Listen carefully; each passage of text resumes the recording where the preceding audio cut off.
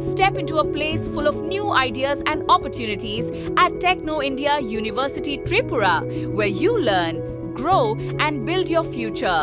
A place that truly helps your dreams become a reality. যে আমাদের সাংবাদিক রয়েছে রতীশ দেবনাথ ওনার বাড়িতে, এবং ওনার বাড়িতে কিছুদিন আগে এই যে ওনার একজন মানে দুষ্কৃতিকারী চন্দন মানে দেবনাথ ওর নাম আমি মানে জানতে পেরেছি। তখন সাংবাদিক রতীশ দেবনাথ ওর বাড়িতে বসে সংবাদের কাজ করছিলেন। আচমকা এই যে দুষ্কৃতিকারী চন্দন দেবনাথ ওর বাড়িতে এসে ওর বাড়ির যে গ্রিল আছে ও সেখানে গিয়ে ভাঙচুর চালায়, এবং তার পাশাপাশি সাংবাদিককে মানে গিয়ে বিশ্রী ভাষায় মানে গিয়ে গালাগাল করে। এবং সাংবাদিক রতীশ দেবনাথের একটাই দোষ, সে কেন মাদক পাচারকারীদের বিরুদ্ধে খবর করেছে। সাধারণ কিন্তু সাংবাদিক রতীশ দেবনাথের বাড়িতে এসে এই দুষ্কৃতিকারী চন্দন দেবনাথ এই ন্যাক্কারজনক আক্রমণের চেষ্টা সংগৃহীত করেছেন, এবং এই ঘটনার কিন্তু তীব্র নিন্দা জানাচ্ছে জার্নালিস্ট অ্যাসোসিয়েশন অফ ত্রিপুরা, এবং সাংবাদিক রতীশ দেবনাথের পাশে জার্নালিস্ট অ্যাসোসিয়েশন অফ ত্রিপুরার গোটা টিম আছে।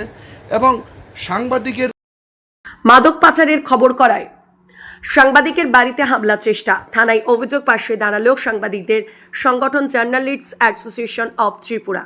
পশ্চিম ত্রিপুরা জেলার উত্তর মজলিশপুর এলাকায় মাদক পাচার বাণিজ্যের বিরুদ্ধে সংবাদ প্রকাশের জেরে এক সাংবাদিকের বাড়িতে হামলার চেষ্টার ঘটনায় তীব্র চাঞ্চল্য ছড়িয়েছে। আক্রান্ত সাংবাদিকের নাম রতীশ দেবনাথ। অভিযোগের তীর উত্তর মজলিশপুর গ্রাম পঞ্চায়েতের ৮ নম্বর বুথের বিএলও চন্দন দেবনাথ এবং তার সহযোগীদের বিরুদ্ধে। সাংবাদিক রতীশ দেবনাথের অভিযোগ, তার এলাকায় রমরমিয়ে চলা মাদক ব্যবসার পর্দাফাঁস করে সংবাদ প্রকাশ করেছিলেন তিনি। এরপরে ক্ষিপ্ত হয়ে চন্দন দেবনাথ ও তার দলবল সাংবাদিকদের বাড়িতেও চড়াও হয়ে হামলার চেষ্টা চালায়। ঘটনার খবর পেয়ে শনিবার সাংবাদিকের বাড়িতে ছুটে যান ভারতবর্ষের বৃহত্তম সাংবাদিক সংগঠন ন্যাশনাল ইউনিয়ন অফ জার্নালিস্টস ইন্ডিয়ার অন্তর্ভুক্ত জার্নালিস্টস অ্যাসোসিয়েশন অফ ত্রিপুরার রাজ্যের সভাপতি বিক্রম কর্মকার। মাদক ব্যবসার খবর করার অপরাধে তাকে প্রাণনাশের হুমকি দেওয়া হয়েছে।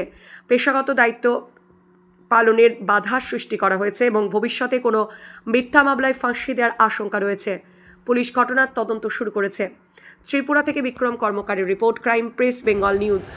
সেদিন বাড়িতে একা ছিলাম, গত পরশু দিন হঠাৎ করে বাইরে একটা আওয়াজ, তো আমি প্রথম বুঝতে পারিনি কী হচ্ছে, কারণ ভিতরে বসে ফ্যান চালিয়ে ফ্যানের আওয়াজ আমি ঠিক ক্লিয়ার শব্দটা পাচ্ছিলাম না। বাইরে গিয়ে দেখলাম আমার গ্রিল ভাঙার চেষ্টা হচ্ছে। চন্দন দেবনাথ, যার বিরুদ্ধে সংবাদ সংগ্রহ করছিলাম আমি, সে রাজনৈতিক পরিচয়ে থেকে নেশার বাণিজ্য চালাচ্ছে, যার বিরুদ্ধে মন্ত্রী সুশান্ত চৌধুরীর কড়া বার্তা রয়েছে। রাজনৈতিক পরিচয়ে কেউ নেশার বাণিজ্য চালাতে পারবে না এই অত্র এলাকায়।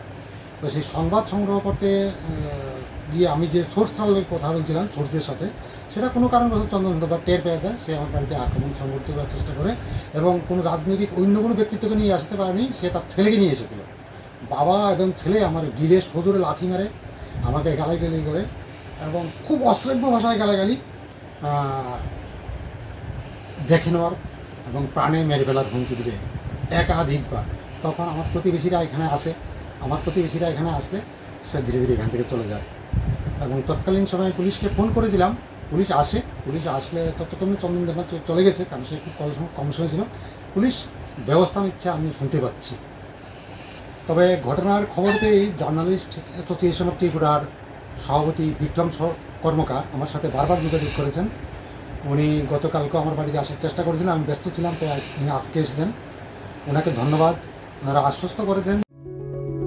Step into a place full of new ideas and opportunities at Techno India University Tripura, where you learn, grow, and build your future. A place that truly helps your dreams become a reality.